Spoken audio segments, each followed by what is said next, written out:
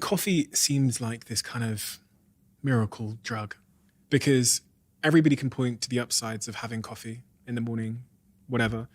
But nobody has been able to really articulate to me the cost. And all these things in life have a cost, right? We live in a society now where many people will have multiple cups of coffee before 12 o'clock, before midday. And nobody seems to be able to tell me what the cost of that is. But there must be one because nothing in life is free. Yeah. So what is the cost? Well, everybody's different. So, people metabolize. Some people are slow caffeine metabolizers. Others are not. And so, you really have to like determine for yourself whether or not coffee is something that works well for your body. It is a type of stress. I will say that. So for people who are chronically stressed, adding coffee to the mix is probably, just adding fuel to that fire. And it's not that I want you to get rid of the coffee. I'd rather see you get to the root cause of where that stress is coming from. But it can stimulate cortisol release, and it is a powerful stimulant. We know that. It can also negatively impact sleep. It actually affects your brain similarly to bright light. So that's why, for many reasons, you want to make sure that you are consuming it, far, far away from bedtime. But it honestly is hard to find a downside to coffee. I mean, there really is good. There is good research on it. Recently, it was discovered that the caffeine in coffee acts like a natural PCSK9 inhibitor. So I know that's like an unfamiliar. It's like a mouthful, but there's a new class of, I think, relatively, benign cholesterol-lowering drugs on the market called PCSK9 inhibitors. Now, I'm not anti-cholesterol or anything like this. Some of our most healthful foods actually act like natural PCSK9 inhibitors.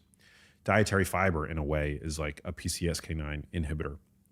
But they found that high-dose caffeine actually, at about a dose of about 400 milligrams, can actually act like this drug where it makes your liver more effective at recycling cholesterol-carrying lipoproteins like LDL.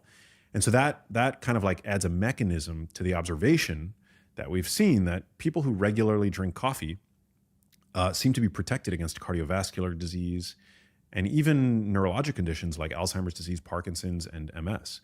So there seems to be this protective effect of coffee, but it's always important to caveat these findings with the fact that these are averages. So on average, coffee seems protective, but certainly within those cohorts that are being studied, some people are doing really poorly with coffee as well. So you just, it's something that you really have to like regularly take inventory and ask yourself, like, is this working, for me? I think one of the healthier ways to ingest coffee is to not consume it immediately after waking up, which, I'm guilty of doing many days, but like, it's generally something that's like, you're better off consuming like an hour or two after you wake up.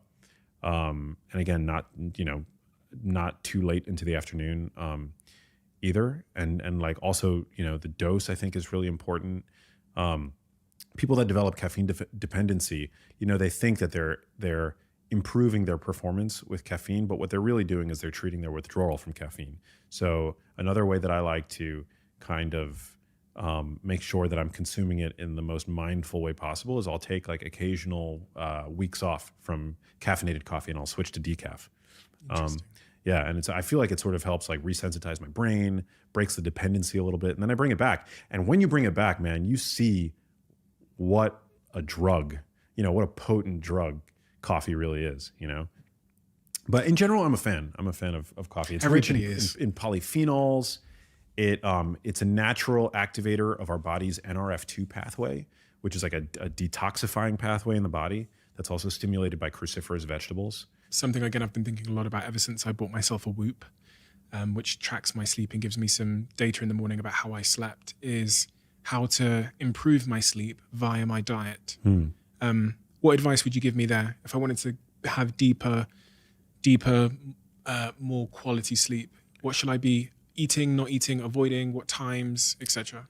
Yeah, I mean, generally you want to not eat too close to bedtime. There's sort of like a Goldilocks zone where, I think we're meant as diurnal creatures, meaning creatures that typically eat during the day. you want to eat your last meal about 2 to 3 hours before you go to sleep. You don't want to go to bed hungry. I mean, people obviously have different, different preferences, and I think preference in many ways reigns supreme. But what we know from circadian biology is that we're meant to eat about 2 to 3 hours before we go to sleep, and you don't, that's to give space between your last meal and sleep, because sleep is a time for rebuilding and restoring. We see this like interesting hormonal shift in the body that is really like, it's why sleep is, we rejuvenate in many ways, like our bodies, our cells, our tissues when sleeping. Part of like how we get there is a change in body temperature. And, we see this like this dip in body temperature right before we go to sleep, or just after actually we go to sleep. If you eat a really like meat heavy meal right before you go to sleep, a lot of people notice that doing that can negatively impair sleep. And I think one of the proposed mechanisms why that happens is that we have the thermic effect of protein is quite high, particularly compared to fat and carbohydrates. And so you've got this like internal furnace, like burning in your gut, like to try to break down and assimilate all of the precious amino acids that you've just ingested. And so I think that can sometimes be at odds with like that wind down process, that circadian, wind down process. So yeah, I would try not to eat too close to bedtime. Many people feel like eating carbs before bed does help them sleep for that same reason. Like maybe they have cortisol, still like, a bit of cortisol dysregulation, and carbs before bed seems to be able to help with that. When do you eat? If not before bed, like, sometimes I've been guilty of eating while I'm falling asleep. This is old Steve, not new Steve. But when do you eat? You talked about intermittent fasting. I read some things that said you start eating roughly at like 11 o'clock in the morning. Yeah. What's the window in which you eat?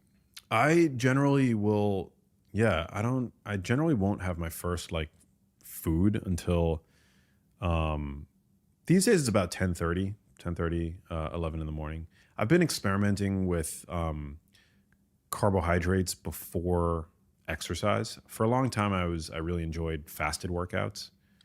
And lately I've been experimenting to see what a little bit of peri-workout carbohydrate does for my lifts, because I love fitness. So I've been kind of experimenting a bit with that. But the general rule of thumb that I practice is that I don't eat for an hour to an hour and a half after I wake up.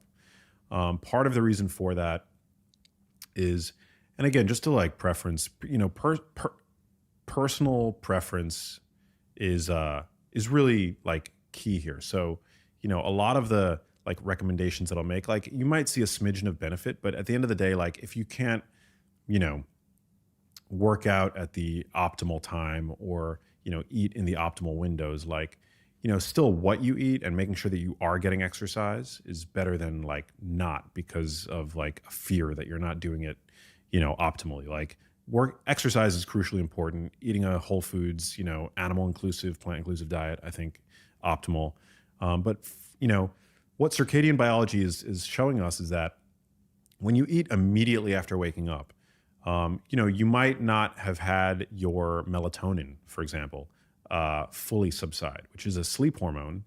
When melatonin is elevated, as it starts to, rise once the sun begins to set, that sends the signal to our bodies essentially that the kitchen is closing, and that, we're now approaching the time where, we're going to change the guard. It's like a changing of the guard, essentially, where we're going to focus on rejuvenation and repair. When people wake up in the morning, that hormone hasn't fully necessarily subsided yet. And that can have the consequence of making us not as insulin sensitive. So it might impair glucose regulation while it's still elevated. And so like eating carbohydrates in that window, particularly like as they typically appear in the standard American diet, the bran muffin, the glass of orange juice, like that's, I don't think, like an appropriate breakfast for that time of day. I mean, you might be able to get by with something like that later on, but generally, like after you wake up, you want your melatonin to fully subside, and also cortisol, which is your body's, we talked about that as a stress hormone. Cortisol is not bad. It's also your body's chief waking hormone. That's the highest that it's going to be throughout the day in the morning.